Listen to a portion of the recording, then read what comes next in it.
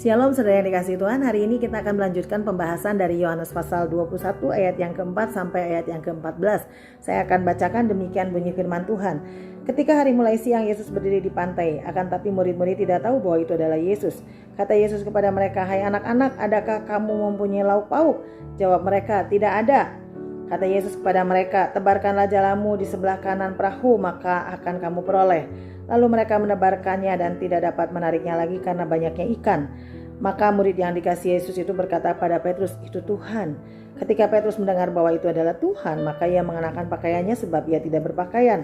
Lalu terjun ke dalam danau. Murid-murid yang lain datang dengan perahu karena mereka tidak jauh dari darat, hanya kira-kira 200 hasta saja, dan mereka menghela jala yang penuh ikan itu. Ketika mereka tiba di darat, mereka melihat api arang dan di atasnya ikan dan roti. Kata Yesus kepada mereka, "Bawalah beberapa ikan yang baru kamu tangkap itu." Simon Petrus naik ke perahu lalu menghela jala itu ke darat, penuh ikan-ikan besar, 153 ekor banyaknya.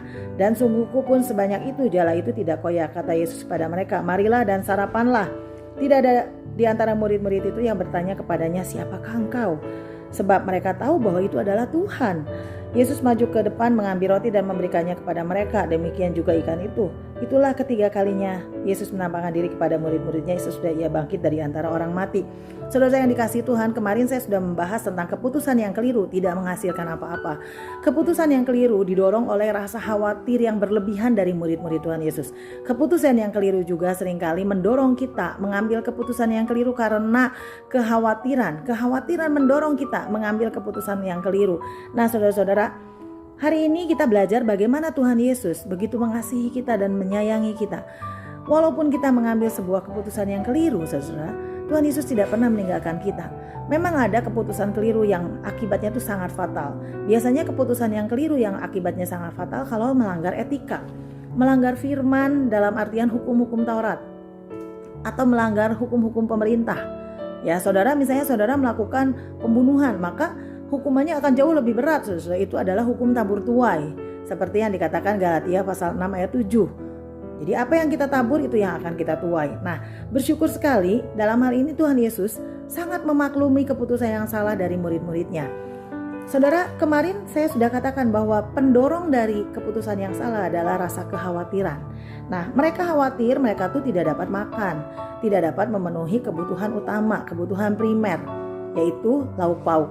Nah, di dalam ayat yang kelima, ketika Tuhan Yesus bertanya, yang pertama yang Tuhan Yesus tanyakan adalah, "Hai anak-anak, adakah kamu mempunyai lauk pauk?" Tuhan Yesus langsung tanya, "Kamu udah semalaman menangkap ikan? Kamu udah dapat belum lauk pauknya?" Dan mereka menjawab tidak.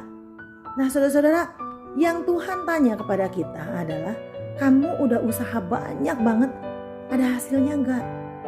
Kalau memang tidak ada hasilnya, mari kita belajar mendengar kembali suara Tuhan.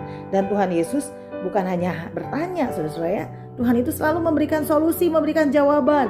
Lalu Tuhan berkata kepada murid-muridnya, ketika murid-muridnya jawab tidak ada, maka kata Yesus kepada mereka, "Tebarkanlah jalamu di sebelah kanan perahumu, maka kamu akan peroleh." Tuhan Yesus bilang, "Tebarkan jalamu di sebelah kanan, maka kamu akan memperolehnya."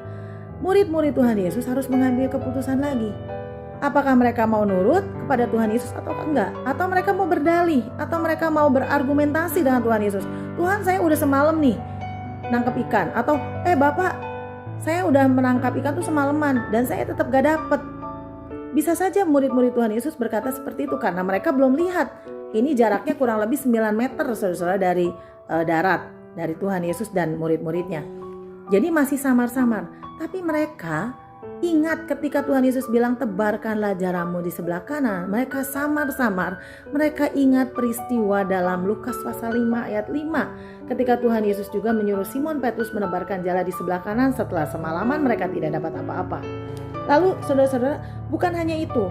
Ketika mereka melakukan apa yang Tuhan Yesus suruh, yaitu menebarkan jala di sebelah kanan, maka mereka memperoleh banyak ikan besar-besar, 153 ekor ikan besar-besar, saudara.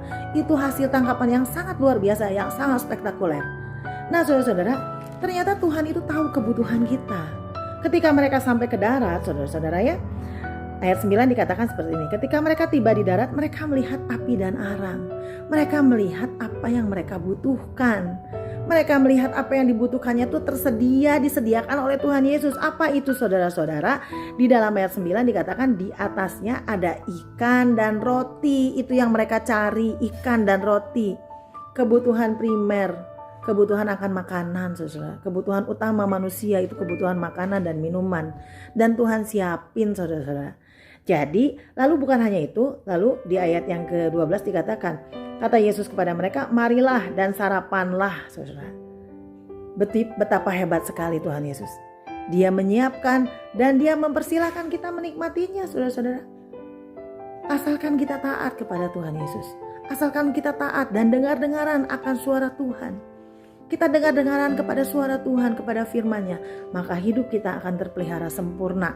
Walaupun ada banyak ketidakmengertian, walaupun ada banyak kebingungan, tapi bersama dengan Tuhan hidup kita akan terpelihara sempurna. Tuhan Yesus memberkati.